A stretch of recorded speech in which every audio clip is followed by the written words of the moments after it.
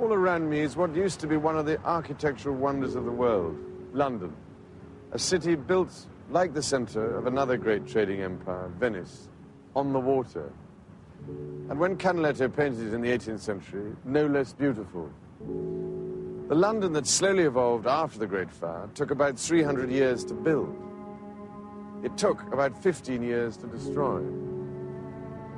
What was rebuilt after the war has succeeded in wrecking London's skyline and obliterating the view of St. Paul's in a jostling scrum of skyscrapers, all competing for attention.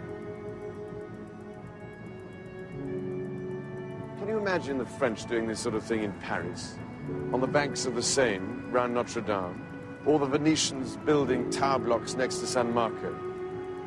When did we lose our sense of vision? How could those in control become so out of step with so many Londoners who felt powerless to resist the destruction of their city? There is no need for London to ape Manhattan. We already possessed a skyline. They needed to create one. And there is no need for buildings, just because they house computers and word processors, to look like machines themselves. But look at Birmingham. All over Birmingham are derelict sites which were once the manufacturing heart of the empire. Now they want to win back the old prosperity, and a huge swathe of new building is going up, slicing through the city to attract new service industries. At the heart of it will be a vast convention centre, bigger than any other in Britain. I'm not against development, but I must confess I felt terribly demoralised when I went there to see the plans last year.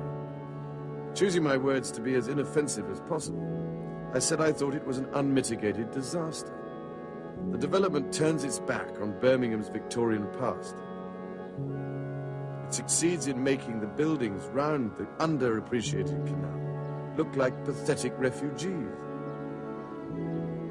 Birmingham's great public buildings look snubbed. Snubbed again because the city was already wrecked once before. Facing the fine town hall and art gallery, this was built. It's the central library, but how can you tell? It looks like a place where books are incinerated, not kept. Because of such lack of vision, Birmingham's city centre became a monstrous concrete maze that only cars could find their way through. People didn't stand a chance. Cars were placed above people, and people were placed one above the other on concrete shelves. Look at the bull ring. It has no charm, no human scale, no character, except arrogance. It's a planned accident. Most of it is coming down, thank goodness. So here is a second chance to put things right. But are we going to take it?